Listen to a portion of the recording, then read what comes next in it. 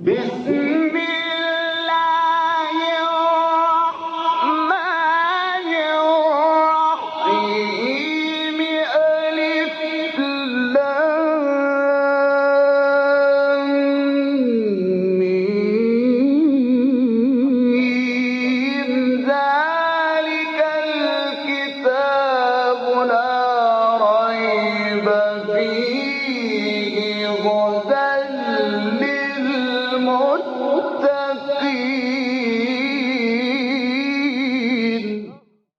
Interpretation of the Holy Quran. Bismillah ar-Rahman ar-Rahim. In the name of Allah, the Beneficent, the Merciful. With the help of Allah, we begin a brief commentary of Quran. We reach to chapter Maeda, the 5th chapter of Quran, which is revealed in Medina. It has 120 verses. Please listen to verse 1.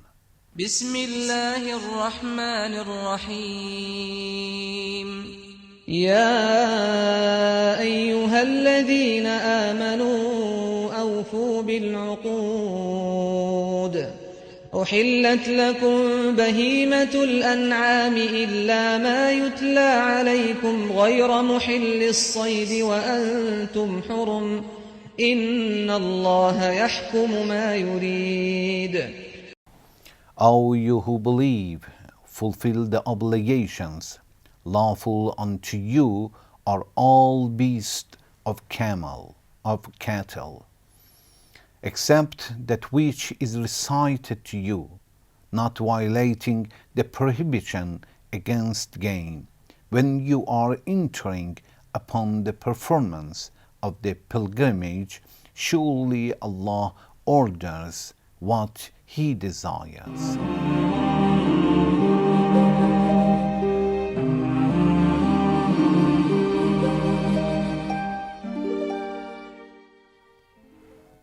In previous section, we talked about this verse and we promised to continue.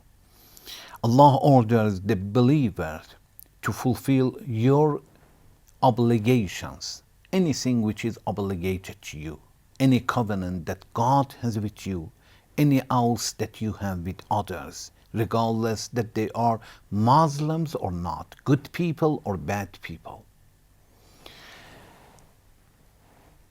We should understand that aqd or ahd is any kind of agreement or order, can be ahd or aqd. When we talk about Allah's words, Allah's orders, we call it Old Testament or New Testament. It means Ahd al-Qadim or Ahd al-Jadid, the old agreement or old covenant or new covenant. And Quran is called as a Ahd al-Jadid also, or Ahd Allah. Al-Quranu Ahdullah. The narration is in Kafi, volume 6, page 198. We must understand that one of the Islamic issues that Allah has mentioned in this verse is to have a meat from animals, four-footed animals like camel, sheep, cow. It is allowed to Muslims with certain conditions to use these meats and to eat it. أحلت لكم بهيمة الأنعام. بهيمة الأنعام means beast of camels. The animals which have four-footed, and not all of them are allowed, but some of them, Allah says, except the one that I'm going to mention, إِلَّا مَا يُتْلَى عَلَيْكُمْ, something which are recited to you, as we are going to read inshallah in verse 3 of this chapter, that some animals which have four-footed, but they are not allowed, or with certain conditions they are not allowed to eat it, even the camels and sheep and cows. But normally they are allowed, even the Horse, for example, it is allowed also in Islam. Although it is recommended not to have it, it's not like sheep or cow or camel, but still it is allowed and it is not forbidden. Bahima means the animal. It is said to different kinds of animals, as I said, like four-footed animals are called as a bahima. Bahima means the animals because it is from ibham, from bahma, because they don't understand, they cannot talk. Bahimatul an'am, and also an'am is from, means livestock. So bahimatul an'am, it means the animals that are that have four-footed. They are allowed to eat it with certain conditions. It doesn't mean that we are allowed to eat in any way. Only Allah wants to say that, of course, fears or birds are not mentioned in this sentence. They are not bahimatul an'am. Of course, certain kinds of birds are allowed to eat with certain conditions that, inshallah, we are going to talk about it in future. But bahimatul an'am are those animals that have four feet, like camels or sheep or cow, for example.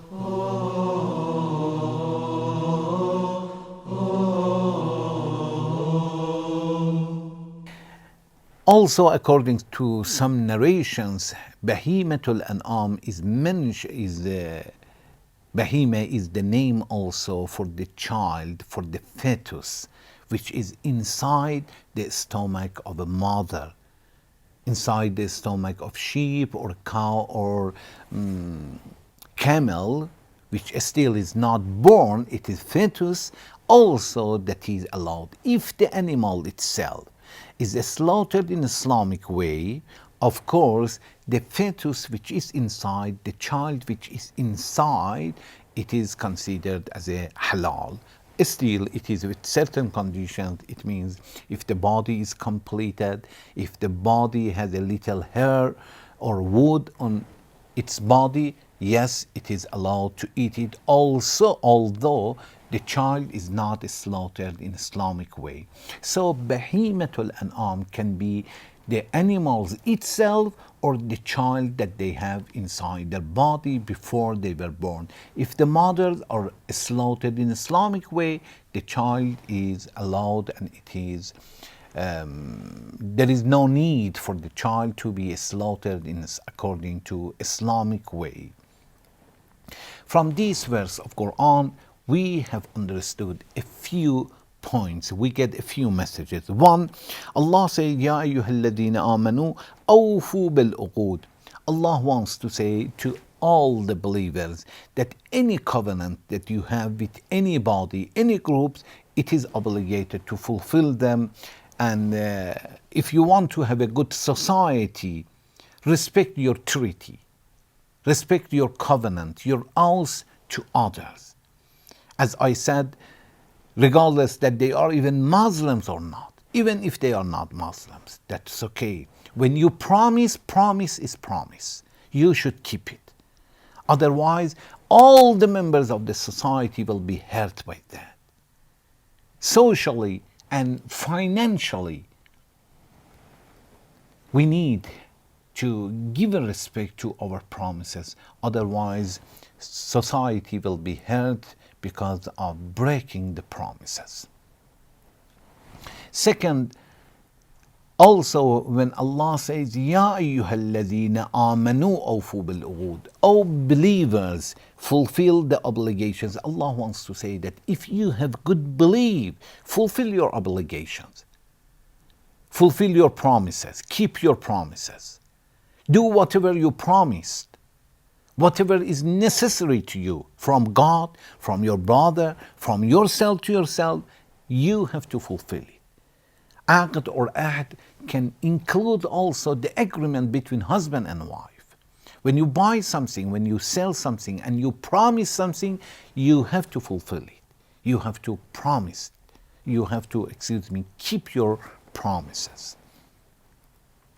Sometimes we want to have an excuse. We say, okay, he is a sinner. He is not a good person. He is not a Muslim. None of them is an excuse. If somebody gives you a deposit, you have to give it back. As it is necessary to give it back, even if that person is not a Muslim, is not a good person, the covenant and treaty that you have with others is exactly the same. Allah says, أُحِلَّ لَكُمْ بَهِيمَةُ الْأَنْعَامِ. The cattle is allowed for you to eat it. And also, from this sentence, we have understood when Allah says, إِلَّا مَا يُتْلَى عَلَيْكُمْ, unless some that will be recited to you, that are recited to you. It means Allah doesn't want to say that all kinds of animals, cattle, four-footed animals, all of them are forbidden.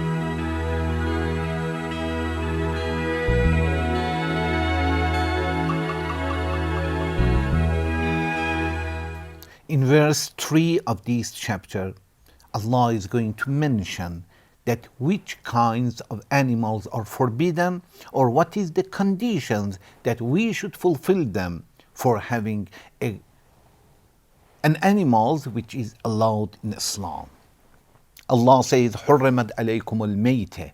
If an animal is dead, it is forbidden to you, and different kinds that we are going to talk about it in verse 3. And also Allah says, غَيْرَ مُحِلِّ الصَّيْدِ وَأَنْتُمْ حُرُمْ. But not the one that when you are in pilgrimage and you perform the pilgrimage, you have the clothes with yourself, you are performing the pilgrimage, in that situation you are not allowed to hunt even these kinds of animals. You should wait until you will finish your pilgrimage, then it is allowed to you. وَأَنْتُمْ حُرُمْ, it means when you are entering upon the performance of the pilgrimage, which we mentioned several times, that when we go to pilgrimage and we start to perform it, there are certain issues which are forbidden to us, and we are not allowed to commit them to do some actions unless we will finish it. One of them, we are not allowed to hunt the animals, even those which are allowed, like sheep or animals. We cannot kill them. We cannot take their meats and kill them. Of course, it is allowed to eat it if somebody else have killed, but we cannot do ourselves. Thank you very much for watching. Wassalamu alaikum wa rahmatullahi wa barakatuh.